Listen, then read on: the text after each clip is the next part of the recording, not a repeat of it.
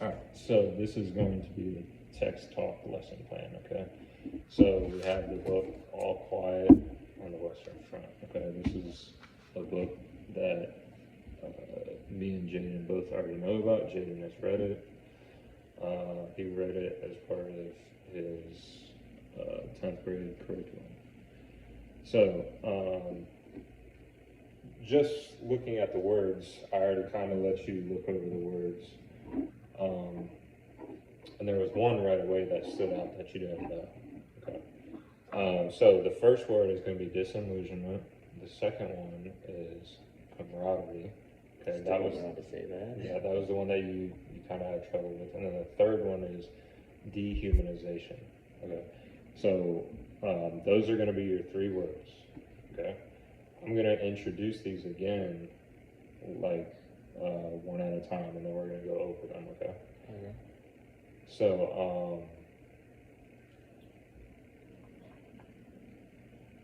So obviously, I mean, I can't read the entire book with you. Yeah. Okay. You've already read the book.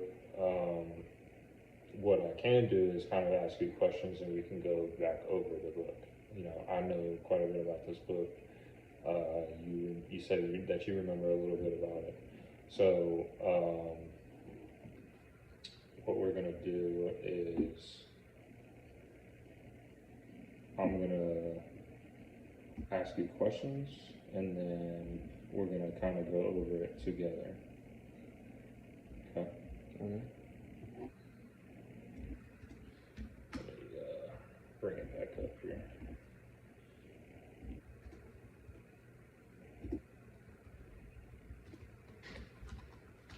I should probably put the other page. So I'll have the other one on here. Yeah. The other lesson.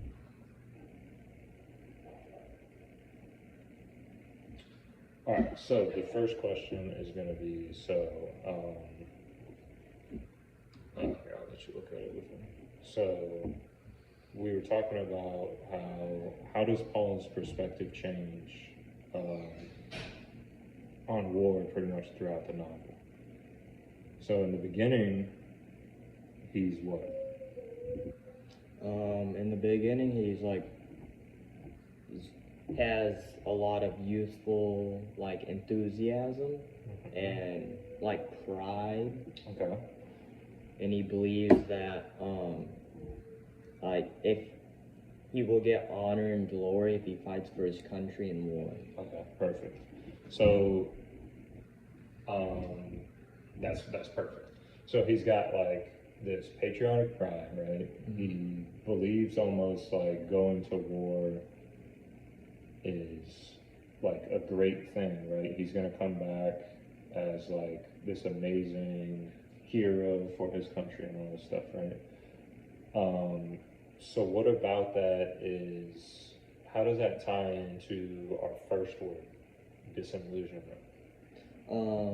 It ties into that because it's, at first, he had this great idea of, he thought it was, when he went to war, when he came back, he'd be like a hero, and he'd get a lot of praise, but in reality, it was the complete opposite. Okay, perfect. So he's got this illusion in his head that it's going to be great, it's going to be fantastic, and then he actually gets into the war, and it's the complete opposite. Yeah. Okay, so that would be disillusionment. Okay. So the next question that I'm going to go over is going to be, sorry, I'm trying to bring it up here. So in what ways does Paul feel disconnected from his former life when he returns? So there's, a couple of different ways that you could answer this, but I'm gonna let you talk about what you thought.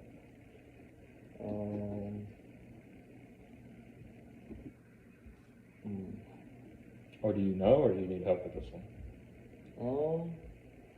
I think I have an idea. I just need a minute to like gather my Okay. thought. Okay. Um,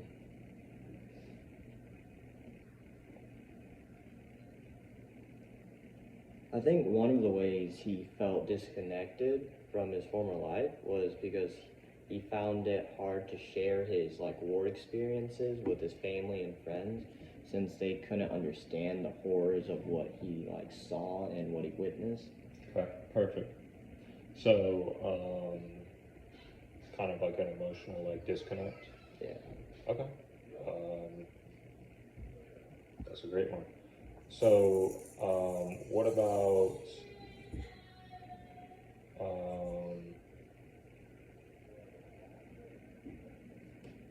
lost my train of thought. Okay, yeah, I like that one. So, yeah, an emotional disconnect is so he felt disconnected emotionally. We'll go with that. Okay. I mean, obviously, there's a lot more to touch on in the novel, but we'll just keep it brief for now because otherwise we'd be Here all day. yeah we'd be here all day.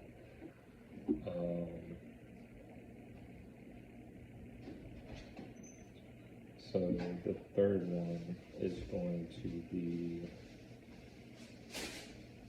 I need to just keep that page up because I keep messing with it. I don't know why I keep doing it.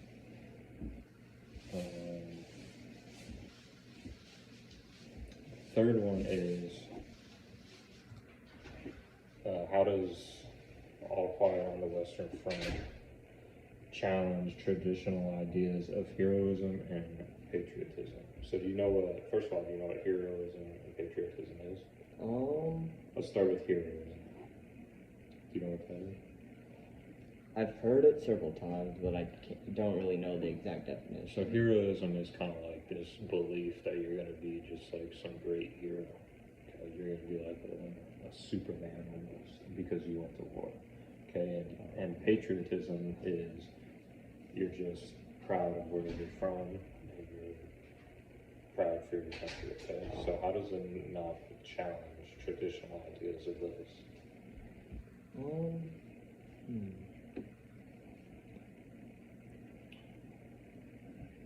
What does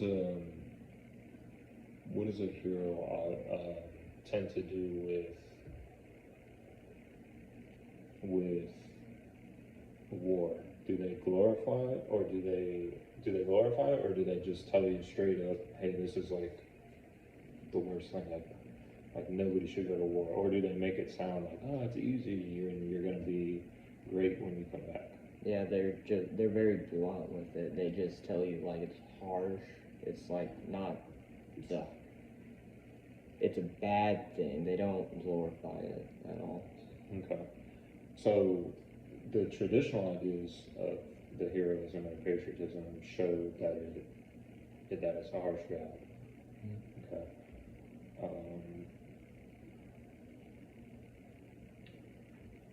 I feel like with these questions we could just talk about it all day, but I think we might want to come back to that. I'm gonna move on to the next step. So that was all step one. So yeah.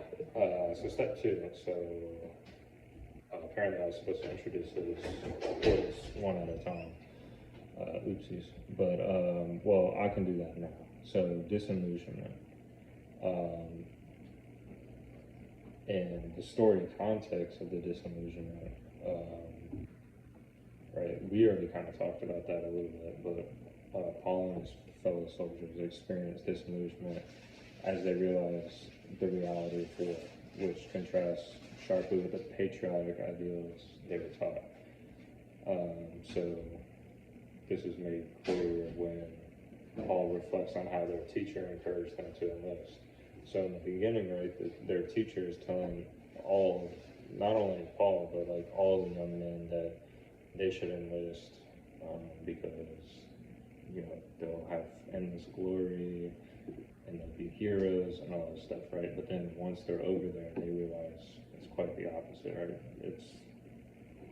It's harsh stuff being in war. Okay, so that's the disillusionment of war. You think something, is going to be great, or you think something is going to happen one way and then it happens another way. Okay?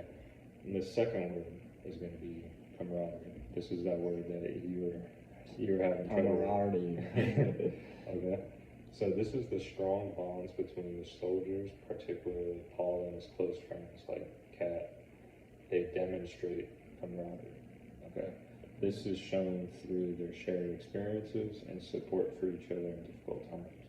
So later on in this, I'll use more real life examples. Right now, I'm just giving you a story context. Okay. And then the third one is dehumanization. So the story context of that is the brutal nature of trench warfare leads to the dehumanization of soldiers on both sides. This is portrayed when Paul describes how they must suppress their emotions to survive the horrors of war. Alright? Mm-hmm. So step 3, ask students to repeat the word by inviting them to say with you. Oh God. Okay? Alright, so the first word, disillusionment. Disillusionment. Mm-hmm. Disillusionment. Disillusionment. Okay, perfect. Now the second one. I know you're nervous about this one. Camaraderie. Camaraderie. Yeah, better. Camaraderie. Camaraderie. Okay. Then third one, dehumanization. Dehumanization. Okay, that one you're good on that one. Alright. So now step 4, introduce your student-friendly explanation. Okay? So this is an explanation that I came up with that I feel like you personally would be able to pick up and know the definition of the word right away, okay? Okay. So the first word again is what? Disillusionment. Disillusionment. So it's the feeling of disappointment that results when you discover something is not as good as you believed it to be. Okay? You have this thought and you like, oh yeah, this is gonna be great, it's amazing, and then it's kind of not, okay? Simple enough. Okay. Word 2, camaraderie. Camaraderie. That's okay. Camaraderie. Camaraderie. Camaraderie. It's a hard word. I can to say it in my head. I I just know. can't say it out loud. So that's a feeling of friendship and trust among people who spend a lot of time together. Okay. A lot of times you'll hear like, oh, this team is so great because they have great camaraderie. Okay, like, like the basketball team or soccer team, they're able to pass the ball to each other without even looking because they know the teammate's going to be there because they have that built-up camaraderie with each other. Okay, and then word 3 is dehumanization. So the process of making someone feel less human, often by treating them as objects or denying their individual worth. Okay. So that's just you treating somebody less than human. Okay. So step 5 and 6, share an example of the word in contexts that are different. Engage students in thinking about and using the meaning of the word. I kind of already did that. Can you think of any good examples of each word? So disillusionment. What would be an example of disillusionment? Disillusion. I feel like that could be like a student that is gonna throw a party or something, and they set up all these games, but then when the party actually comes, like maybe only a few people come, and then they might do something else and not even like go to the games at all. Okay, perfect. And then camaraderie. Can you think of an example of that? Who do you have good camaraderie with? Mainly my soccer team. Your soccer team? Yeah. And then dehumanization. Can you think of a example of dehumanization?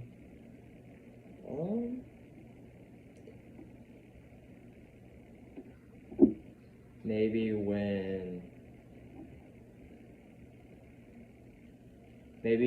if you have like a strict boss or something, and then on one of the like underpaid workers, That's perfect. Yeah.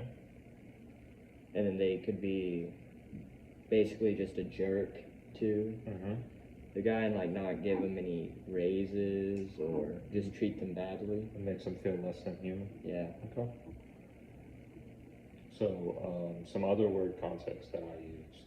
So, for the first one, disillusionment. A student becomes disillusioned with politics after learning about corruption in the government. Okay, so maybe they thought the government was this almighty thing, and then all of a sudden they learn, oh man, there's a bunch of corruption. Yeah, that happened with me. Yeah, so their mind changes on it, okay? The other one, camaraderie. Members of the sports team develop strong camaraderie through practicing and competing together. That's something that Yeah, it's that bond. Yep, exactly. And then the third one was workers in a factory feel dehumanized when they're treated like machines rather than individuals. Kind of like what you said. Okay, so they're just kind of like, just get to work. We don't really care about what's going on. You know, just do what you have to do. Okay. So one more time, I'm gonna ask you to repeat the words. So the first one. Disillusionment. Okay. Second one.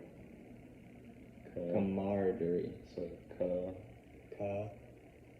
ra Ma. dirty. Dairy. Yeah, there you go. Camaraderie. Camaraderie. It's that M that gets me. Yeah.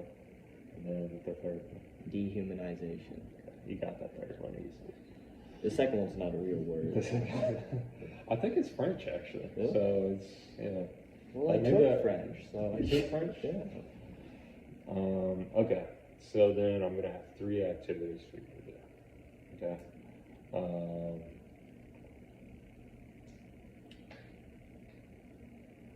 I want you to do number 3 for sure. Okay.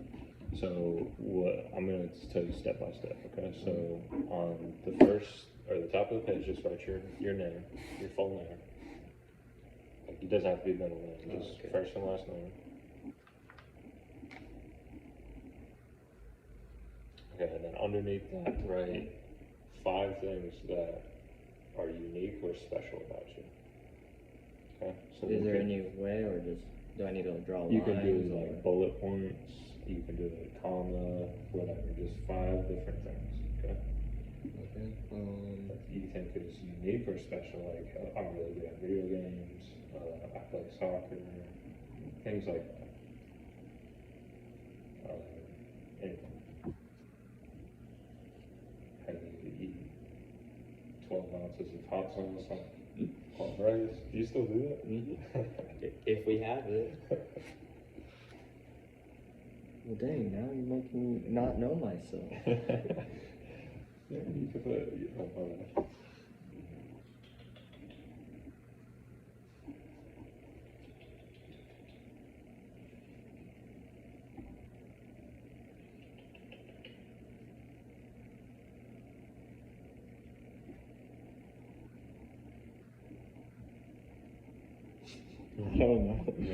Weird writing style.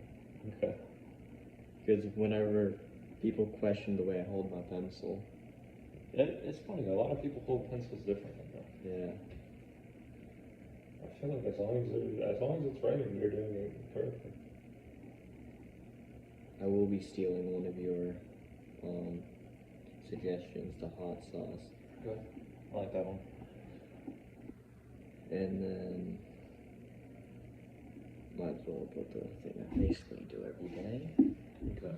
So you got 1, 2, 3, 4, 5. Okay, perfect. So now imagine you're entering a place where instead of using your name, you're given a number. So go ahead and cross out your name. And right next to it, you're just going to write 1, 2, 3, 4, 5. Right on top of it. 1, 2, 3, 4, 5. Okay?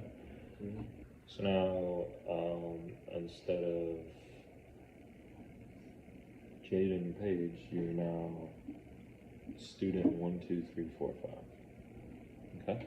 I don't like that. So now you're going to cross out each of your unique qualities and replace them with general statements. Okay. The first one I want you to cross out, can sit quietly. So cross out that one, and then underneath it, right, can sit quietly.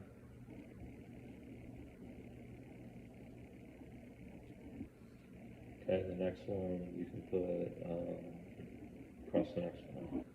Neat. Put follows instructions. I don't like doing that.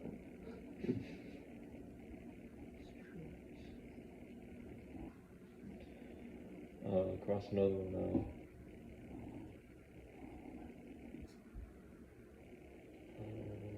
Completes assignments on time.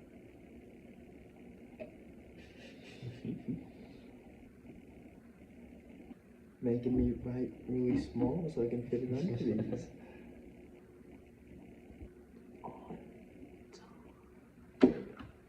Okay, and then the next one, you can just cross out the next two. I'll just give you one more. Eats rice plain. That's just not right. You gotta have the butter, you have to have the salt, and you have to have the hot sauce. Okay, so now underneath, I want you to answer the following question. Okay? So, how does it feel to see yourself described as these new ways?